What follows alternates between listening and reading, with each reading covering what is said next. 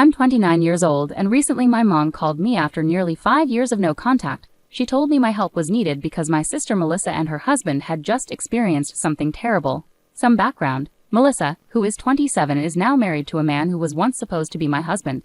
His name is Lucas, and we had been together since college. Lucas proposed to me after almost 5 years of dating, and he threw a surprise party for us on the night of our engagement. I was overjoyed until around 11 p.m., when I went into the backyard for better phone reception and caught Lucas and Melissa kissing passionately. They were so into each other that at first, they didn't even notice me standing there in shock. I couldn't believe Lucas would betray me like that after almost 5 years together, especially on our engagement night. When they finally noticed me, they quickly pulled apart, but the damage was done. I ran to my car, drove to the nearest hotel, and tried to process what I had seen. Then Melissa texted me, apologizing but saying she loved Lucas, and that this had been going on for a long time. I was in my hotel room when I got that text, and it broke me down completely. Shortly after Melissa, Lucas texted me with a similar message. He admitted he only proposed to me hoping it would help him forget Melissa, but it didn't work. He said their love was undeniable and he saw me as a temporary distraction. It was devastating to hear. I stayed in the hotel for a few days, trying to gather myself and convince myself it was all a bad dream. After almost 4 days, I went home because I needed to sort things out and get back to work. When I returned, I found out my family had been living with Lucas the whole time, waiting for me. It would have been heartwarming if not for the circumstances of my departure. Everyone had tried to reach out to me while I was gone, but I hadn't responded to anyone. So when I finally showed up, it was chaos. Everyone greeted me warmly when I returned home, even Melissa. She hugged me tearfully, but I was too overwhelmed to react. After the initial chaos settled, I told them I was back only to gather my things and leave for good. Lucas had been quiet until then, but when I mentioned moving out, he spoke up. He said there was no need for me to leave because he had already packed his things. He planned to move in with Melissa now that everything was out in the open. When I returned home, my family seemed oddly cheerful despite the painful situation. They were all smiling, even though I couldn't find anything to smile about. Melissa and Lucas stood together awkwardly, looking sad yet smiling. I couldn't hold back anymore and asked my family why they were smiling. To me, Melissa had just ruined my engagement and taken away my boyfriend of nearly 5 years. There was nothing funny or sweet about it. My mother spoke up then, saying they couldn't change the past but could accept the future. They believed Melissa and Lucas were meant to be together, despite how their relationship started with cheating. They expressed regret but hoped I could understand and accept that this was the best outcome. Melissa apologized tearfully for falling in love with my boyfriend and wished she could have told me sooner. They claimed they were deeply in love and wanted to be together forever. Then, right in front of me, they kissed. My mother even wiped a tear away. I couldn't handle it anymore and told them their behavior was disgusting, not sentimental. To my surprise, my family got annoyed with me. They said I was being bratty and making it all about myself instead of being happy for my sister. I was shocked and demanded everyone leave my house. I couldn't believe they were defending Melissa and Lucas and making me out to be the bad one. My father even told me to stop acting like a child and accept what had happened. They acted like I should celebrate my sister finding her soulmate instead of feeling hurt and betrayed. It was all too much for me to handle. So I decided to forget it all. I went into my room, packed a few things, and left without saying a word or listening to their pleas. They called after me, asking me to stay, but I had nothing more to say. It was painfully obvious that they cared more about Melissa's happiness than about me or what was fair. They were so focused on justifying Melissa's actions that they forgot I had feelings too. After that day, my family tried reaching out to me multiple times, but I ignored them because I didn't feel they deserved a response. A few weeks later, I received an invitation to Melissa and Lucas's wedding, which I declined. Many of our mutual friends also declined in support of me, and some relatives distanced themselves from my family after learning how they treated me. It's been 5 years now, and I've mostly cut them out of my life completely. Occasionally, they've tried to reconnect by sending birthday or New Year wishes, but I've always ignored them. I didn't block them, but I removed them from my social media to keep my life private. I wanted them to see that I was doing well and perhaps feel jealous. It was petty, but it felt justified after what happened. Until recently, I hadn't kept up with what they were doing. About 4 days ago, my mother called from an unknown number. I almost hung up, but she begged for a chance to talk because they were in urgent need of help. I agreed to talk to her briefly because she sounded genuinely distressed, and I couldn't ignore her in that moment. She explained that Melissa and Lucas had started their own business a few years ago, but it was failing miserably. Their investors were pulling out because the business wasn't making any profit. They tried borrowing more money, but that only worsened their financial situation. Now they were drowning in debt and being chased by loan sharks. Everyone, from their employees to their investors and lenders, was pressuring them.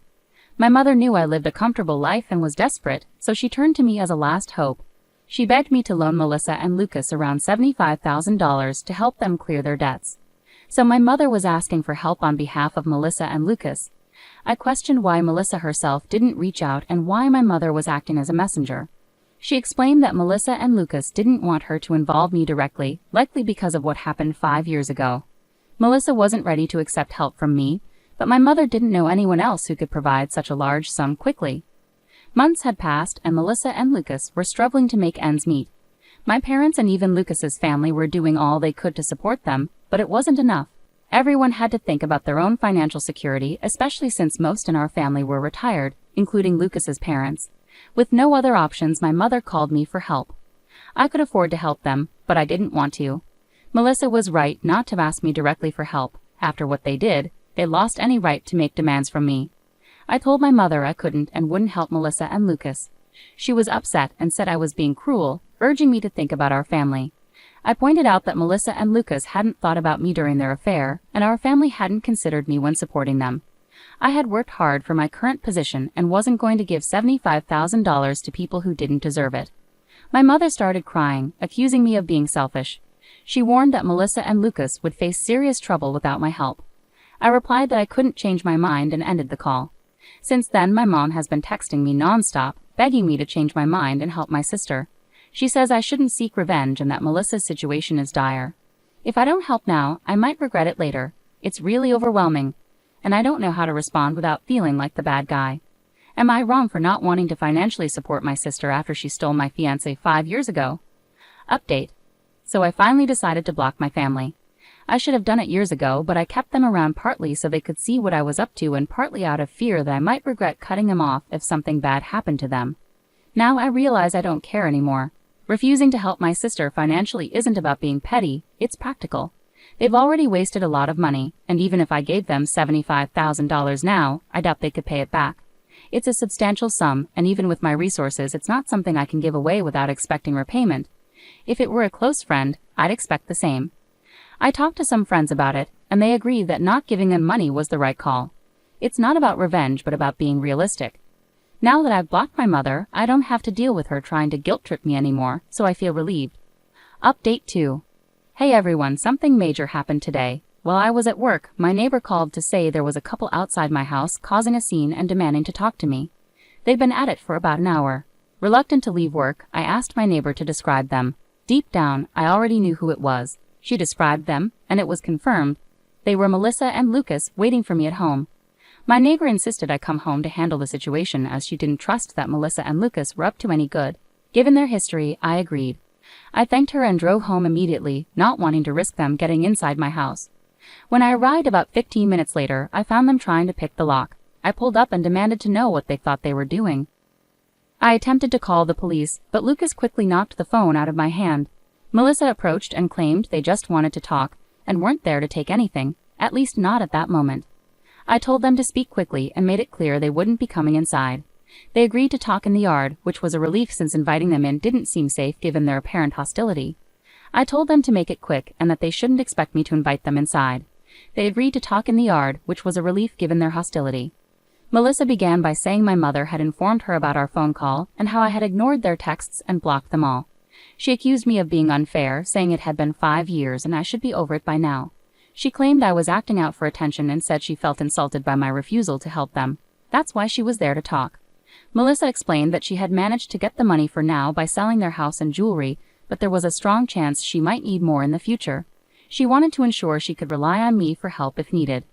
I told her that no, she couldn't count on me for anything because I hated her and her husband with a passion. I was so angry that I said it was taking a lot of restraint not to hit her, so they should leave. Lucas then demanded I sign a document promising to give them money in the future. I told them they were insane if they thought they could manipulate me into signing anything under pressure. I demanded they get out, but Melissa pushed me and said I owed them because they were family. I was shocked and nearly slapped her but controlled myself, knowing violence would only make things worse. Instead, I grabbed my phone from the ground, got into my car, and drove off quickly. Since I had left the engine running, it didn't take long to get a head start. They didn't chase me on foot but stayed at my house, which was unfortunate. As soon as I was a safe distance away, I called the police and explained the situation. I then drove back home, arriving just before the police did. Within 20 minutes, I told them everything, and they arrested Melissa and Lucas. I knew the charges weren't severe, so they'd probably get off easily, but at least they were taken away, and I didn't have to deal with them anymore. It's been a few hours and I haven't heard from anyone in my family. I expected at least one of them to try contacting me from a different number, but they haven't. Maybe they've given up on trying to get under my skin, or they're waiting for things to calm down before reaching out again. Either way, it's been strangely quiet. Update 3. Hi everyone. So the last update was about a week ago. I had started to believe that my family would leave me alone after I called the cops on Melissa and Lucas, but I was wrong. This time it was my parents who showed up at my house, asking to speak to me. This happened yesterday and they seemed a lot less arrogant than Melissa and Lucas, so I let them in. As soon as my mother entered the house, she started crying and apologized for taking Melissa's side over mine. My father explained that after they learned about Melissa and Lucas getting arrested and physically pushing me, they couldn't look at them the same way and decided to cut them off. My mother continued to cry while my father admitted they were wrong for siding with Melissa in the past when I was the real victim. I told them that while I appreciated their apology and them finally coming to their senses, it was too little, too late. I was now used to living my life on my own terms and didn't want to go back to putting my family before myself. So even though I appreciated their visit and apology, I couldn't promise to work on our relationship. I felt there was no point in trying to salvage something that was already ruined, even if it was with my parents. They tried to convince me that we could fix things if we wanted to, but that was the problem. I didn't want to anymore. I just wanted to be by myself. I told them I respected their efforts, but I was done. They seemed a bit disappointed, but eventually they left and asked if I could at least unblock them so we could keep in touch. I have unblocked my parents, which feels weird, but that's it.